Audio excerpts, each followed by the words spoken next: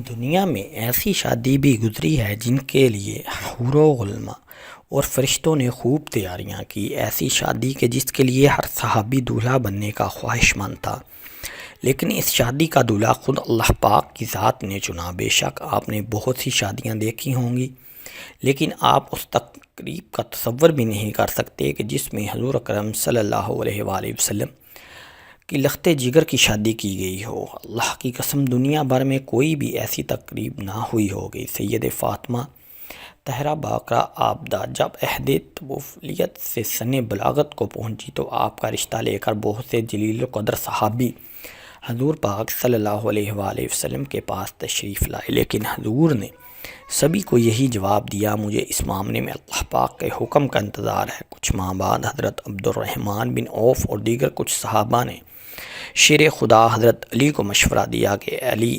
آپ بھی جائیں، سب کو انکار ہو چکا ہے، لیکن جو آپ کی نسبت نبی پاک صلی اللہ علیہ وآلہ وسلم کے ساتھ ہے وہ کسی اور کی نہیں تھی۔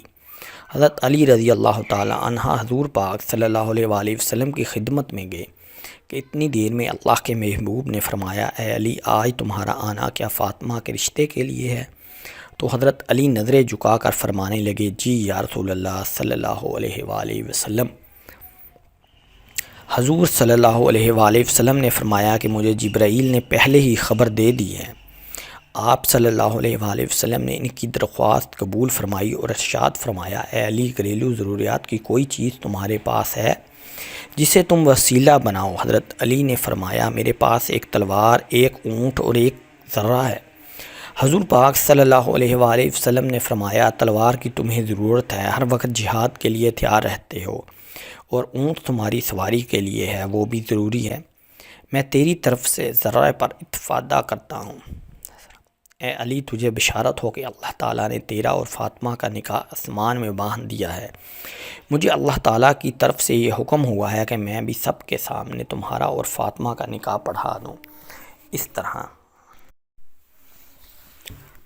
مجھے اللہ تعالیٰ کی طرف سے یہ حکم ہوا ہے کہ میں بھی سب کے سامنے تمہارا اور فاطمہ کا نکاح پڑھا دوں۔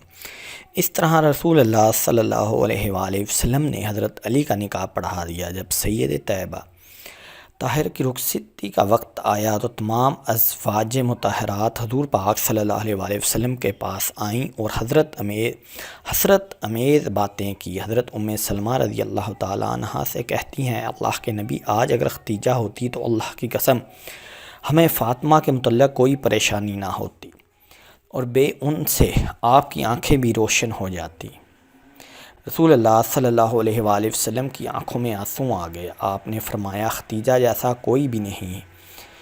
اس نے اس وقت میری تصدیق کی جب سب نے تکذیب کی، اپنے سارے مال کو مجھ پہ خرچ کر دیا، اللہ تعالیٰ کے دین کو قبول کیا، یہاں تک کہ میں نے اس کی زندگی میں ہی اس سے جنت کی بشارت دی۔ پیغمبر حضرت محمد صلی اللہ علیہ وآلہ وسلم نے ہجرت کے دوسرے سال پہلے ذی الحج کے حضرت فاطمہ اور حضرت علی کے گھر بھیجا۔ اس لیے شادی اور نکاح کے درمیان تقریباً 10 مہینے کا فاصلہ تھا۔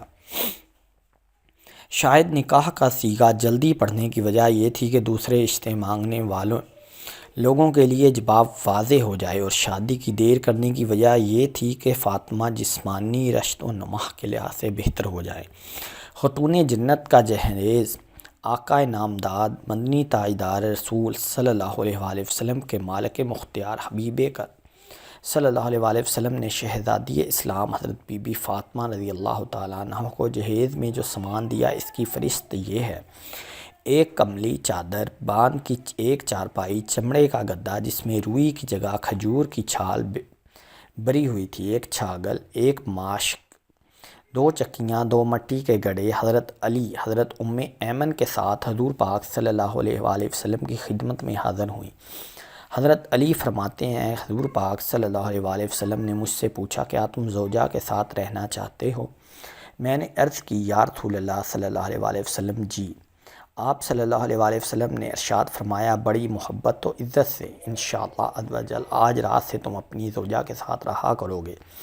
رخصتی کی رات حضور پاک صلی اللہ علیہ وآلہ وسلم نے اپنی لخت جگر کو ایک نیا جوڑا عطا فرمایا۔ حضرت سیدنا علی المرتضیٰ، حضرت سیدنا فاطمہ سے محبت بری گفتگو کرنے لگے، یہاں تک کہ جب رات کا اندھیرا چھا گیا تو وہ رونے لگی۔